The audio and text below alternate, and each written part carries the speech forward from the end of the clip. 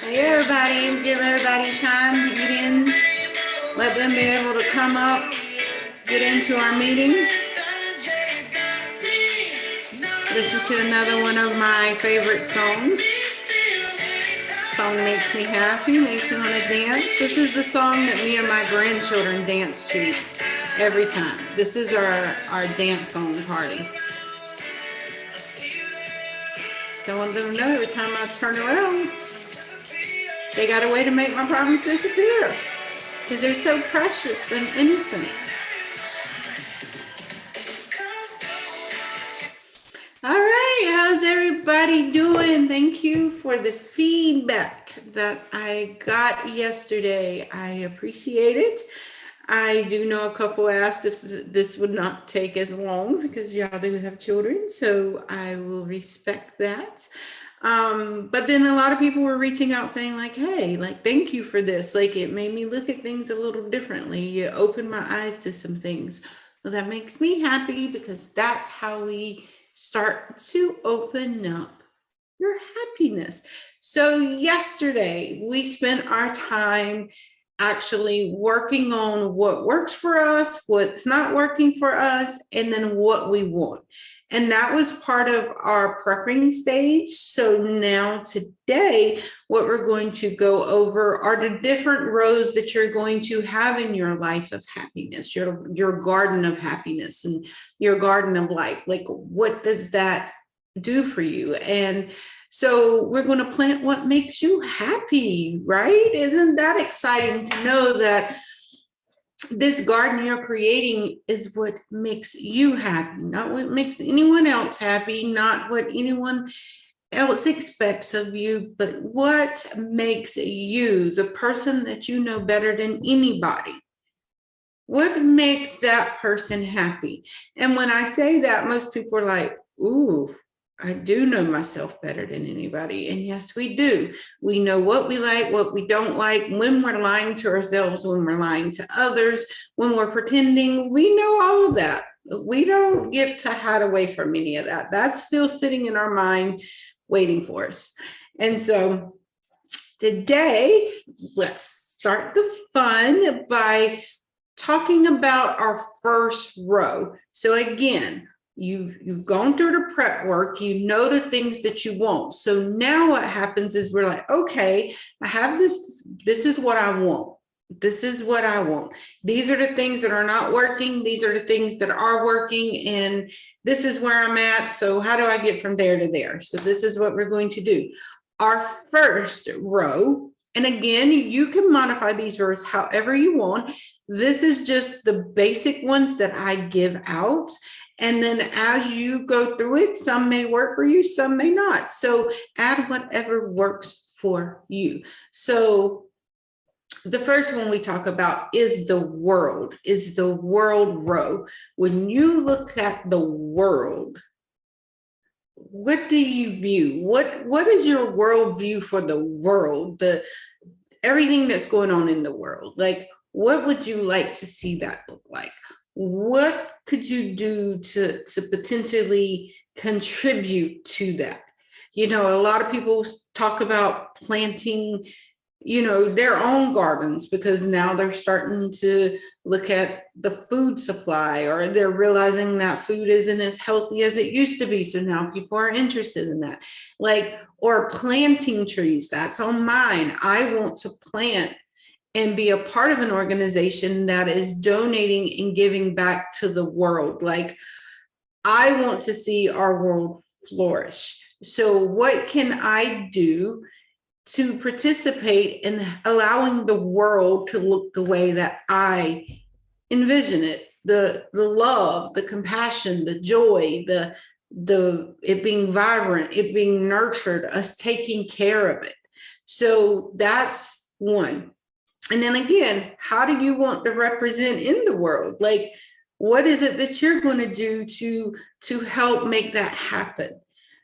You know, like one of the things, you know, like I said, I'm a part of these communities and these organizations that plant, their goal is to plant 1 billion trees in the next 5 years.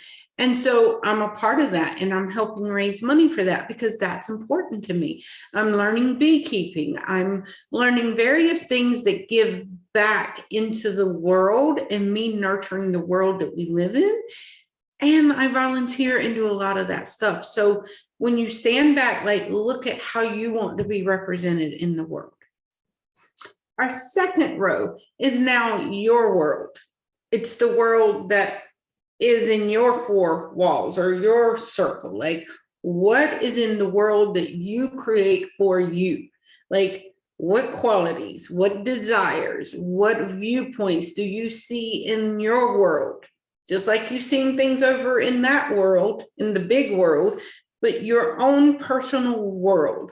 What do you see? How do you want to represent your world? And what do you need in it? So, you know, to give examples, like, to represent in the world that I live in, I want people to feel safe. I want my world to be safe.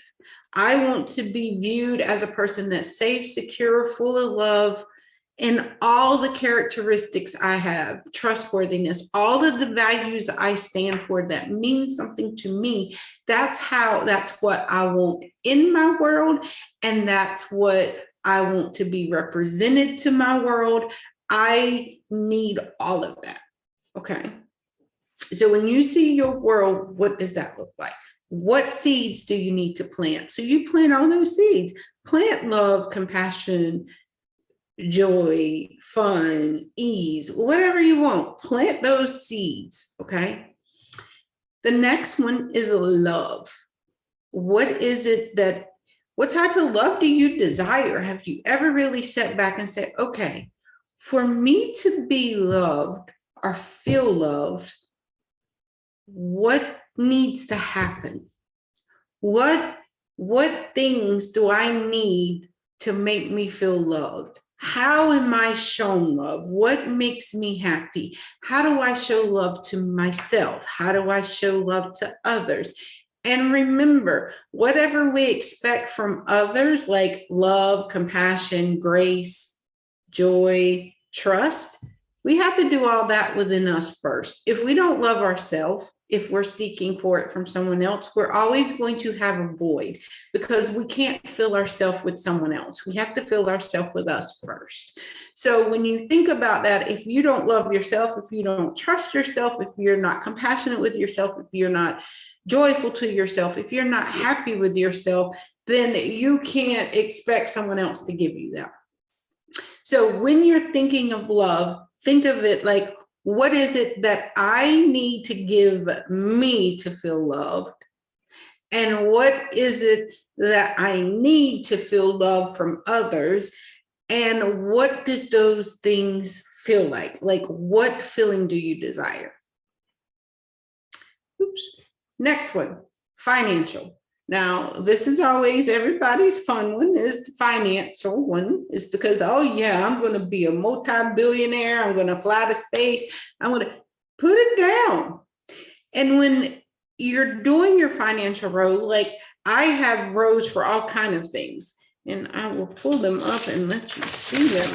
But when I create my financial row, I put my adventure fund, like, what adventures do I want to do in my life?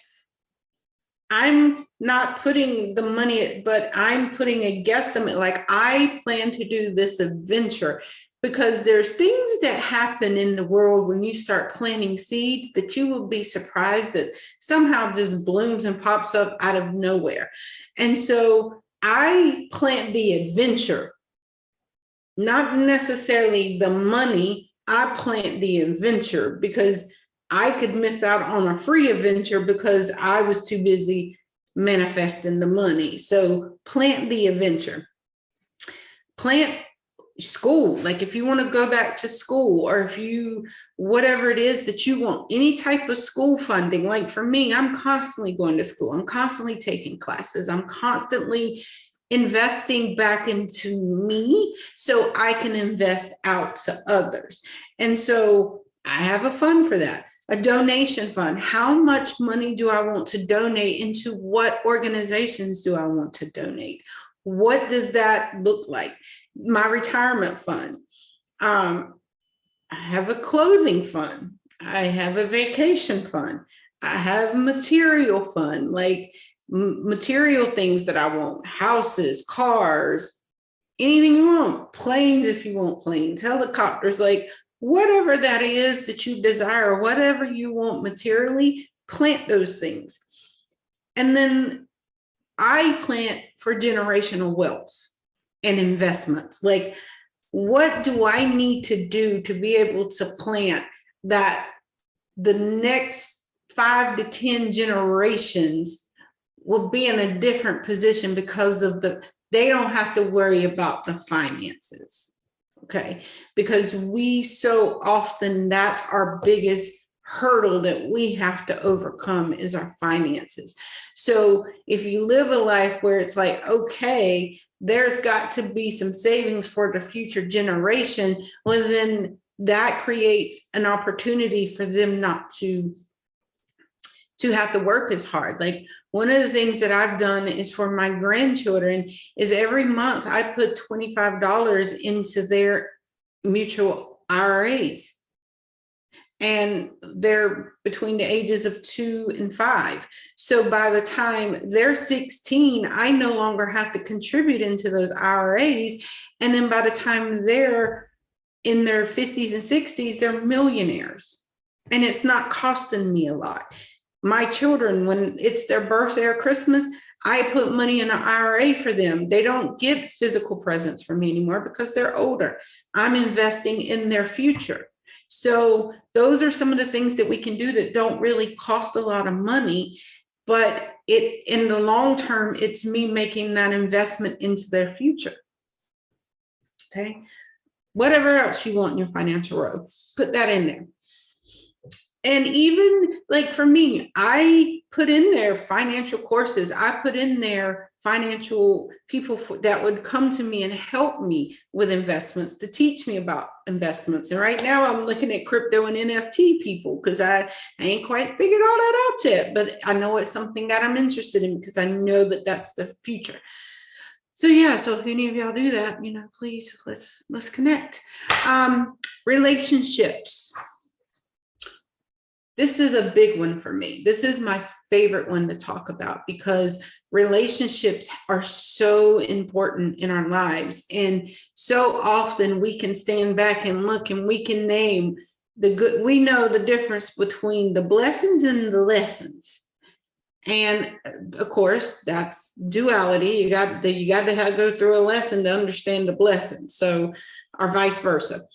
And so when we think about that, there are now things that we can plant to help eliminate those lessons, to let our lessons be a little different, let our lessons be less hurtful. And so part of that comes with understanding what it is that we want in a relationship. All relationships, not just partners. I'm talking about family, friends, kids, animals, co-workers, anyone you see on the street. Like, what kind of relationships do you want? And I think you heard yesterday when I talk about my relationships, the first thing that is there is safety and security. I have to feel safe and secure with you. And that doesn't mean just physically, that means emotionally. Emotionally, I have to know that I can be completely vulnerable with you and there's zero judgment. There's zero questioning my intentions. There's zero of that going on because if I'm vulnerable, you respect my vulnerability. And so those are the things that I plant, that I need people surrounded by that. Now, once I'm safe and secure, now we got a whole bunch of other things that we need to check off. But if that first one's not checked off, I don't need to go to the next one because it doesn't matter, because what I've learned is that that first one wasn't checked off, then that friendship isn't truly authentic to me and I can't truly be myself. And I choose not to be around people that I can't be 100% me. And I respect people that have the same thing. So with that, I plant the things that I want, and I eliminate a lot of that confusion. And if there's situations, we respect each other well enough that we can come sit down and talk about it. And there's no finger pointing, there's no argument, there's just healthy conversation, period. And that's how life has to be. That's how life can be if we choose that. And I choose that. So I don't allow all of that coming into my space. And I do the same when I talk about relationships. I do that with my clients too. Like, my clients have to align in that same order as well, because I want our energies to be matched. Because if you come and work with me and you're not in this thing, then we're both going to leave unhappy. And I don't want to be unhappy. I don't want to feel like I couldn't serve you. And then I don't want you to feel like I couldn't do things for you. Or I don't want to look as like you weren't really ready, and this is why this isn't working. And so to eliminate all that, we have that conversation up front. So relationships are vital. Bucket list. Oh yes, this is always a fun one too. What's on your bucket list? Let's plant that excitement into your life. Like, let's plant it. Like, if you want to jump out of a plane, then do that. I used to want to do that. Yeah, it's not on the bucket list anymore. I think I got older and realized some of the stuff our bones do. And yeah, I'm not feeling that. But there's a bunch of other things I want to do. And so those I've planted. Your career path. What is it? What do you want your career to be? How can you wake up every day like me and be happy to do what you do? Like, I don't feel there's that big of a huge disconnect between my life and what I do for a living. My purpose is to make people happy, period. And that flows in my regular life. So when you're thinking about your career, what does that look like? What do you need to have that career be fulfilling to you? And it's a work-life balance. Like, put that in there and put the things that you want. Like, I want it to be with ease. I want this. I want this type of reward. I want, if you're a musician, I want to be on the Grammys. I want this. Whatever that looks like for you, plant that seed. You're planting your future. Now, if you don't plant things, you can't expect if they don't grow. You can't plant a garden full of corn and be mad if string beans don't come in. Like, you can't. So plant what you want. Okay. Spirituality. What do you want from your spirituality? How do you want to show up? How do you want it to show up? How do you want to participate? What does that look like for you? What do you see? What do you think your spirituality is teaching you and showing you? What do you want to see? What do you want to learn? Plant that. Intellectually, what are you putting into that row? What do you want to learn more about? How do you want to show up and nurture and embrace your intellect? What do you want to see happen? And so put those things in there. Our emotional and mental health, like, that's huge. What positive emotions do you want to plant? How do you want to show up emotionally? How do you want to be present in that situation? When you think about your emotions, what does that look like? Because for me, I used to have that row of stress and anxiety and depression and anything you could imagine, chaos, procrastination, OCD. Those were my rows. And now I don't plant that anymore. I plant calm, peace, ease. I plant love, joy, compassion, flow. I plant the emotions that I want. And when I start to steer out of those emotions, I realize it real quick, like, oh, there's a weed. What is that weed? Let me go handle that weed right now. Let me get that weed out before it spreads to the next one. So that's how we operate this garden, is because we become mindful of when, wait, this isn't what I planted. Since I didn't plant it, why is it here? And we're able to remove it quickly. That's how we go back to nurturing our garden, because we're not going to accept less. Okay. Now, I understand tragic things happen. So please understand that there are times when it's okay to have emotions, period. But our goal is to end up having more positive emotions than negative. We got to stop questioning everything in our head and stop creating these scenarios in our head that no one else knows. And when they don't go according to that scenario, we're mad. Like, yeah, let's talk about these things. Let's talk about the emotions. Let's show what we want and show what we expect in return. Our physical health.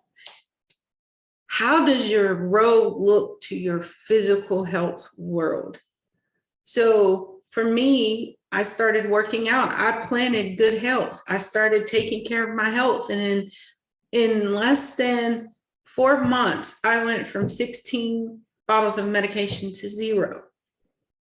But it took me to put in the work to heal the emotional things, because once I healed the emotional things, the physical things suddenly started getting better.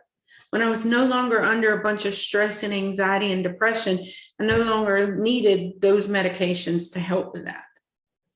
When I started getting rid of the emotions and learning how to focus and concentrate, I didn't have to worry about ADHD anymore. That doesn't exist.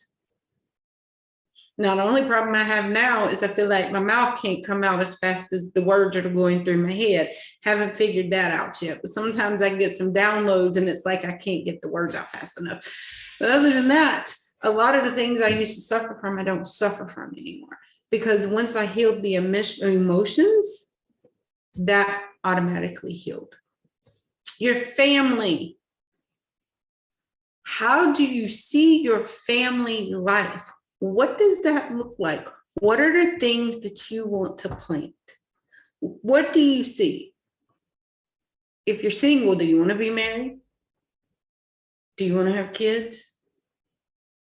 If you're divorced, do you want to remarry? If you're married, what would you like to see the next step of your relationship look like? If you're not in the relationship that you feel comfortable in, then what do you want the next relationship to look like? And take time to talk to that person, to remove yourself in the best and goodest way. Best and highest way, excuse me, not goodest, that's no word, but highest. In the best and highest way. Go in with the intention of, hey, appreciate the beauty of that relationship, but also appreciate the things that didn't work, and just be able to be honest enough to say, hey, this doesn't make either one of us happy if we're really looking at it. And then you move forward in what that looks like. If you have children, and this is another fun thing with the children, is what kind of relationships and what kind of fun do you want to have with your children? What do you want to teach them? What do you want your children to experience with you? You know, any parent I've ever talked to, they always want what's the best for their children. But sometimes we don't listen to what our children need because we think we know better. And so if we can make that parenting relationship stronger. Our parents that are toxic and using the children as their leverage, stop doing that. You're destroying the child, not you. You're not hurting each other. You're hurting the baby. And so try to work through that. Put the baby first. Let the baby, if it's safe, let the baby be with however it needs to be. So just think about these. Think about what you want to see your family look like. What do you want your family to have? What kind of vacations do you want your family to have? And create that. Okay. So to finish this up, to make this process go a little smoother, so tomorrow we're going to be teaching how to nurture, how to maintain, how to identify when it's time to pull out a weed. We're going to go through that tomorrow. But what I want you to focus on today is just really embracing this, like really tapping into what it is that would make you happy. And just embrace that. Like, go back to a moment in your life where you just felt the happiest and the freest. Like there was nothing in the world that could touch you at that point. Imagine you feel like that every day, and you can. It doesn't just have to be a vacation. We shouldn't be living just for our next vacation. We should be living that life every day. And then when we go on vacation, vacation is truly a vacation. Like we get to explore something new with that intention of feeling like, oh, embrace this, versus us going there to escape something. And all we're thinking about is what we just escaped. Vacations start looking a lot different when you have that viewpoint. So list 10 things in each category, just so we can get through this.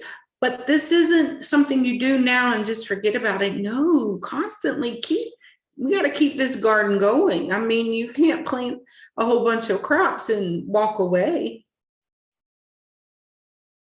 So, yeah. So I'm excited for you guys. And it's really going to open up a lot for you to view and to see and to learn to appreciate. So I'm so excited for all of you. I can't wait to hear how this turns out for you. And I'm so excited. And I will see you tomorrow for day 3. And we will talk about nurturing. And then you will have your garden. You will be fully equipped to create a garden, plant it, and how to take care of it. So until then, I send you lots of blessing and love, and I will talk to you all soon.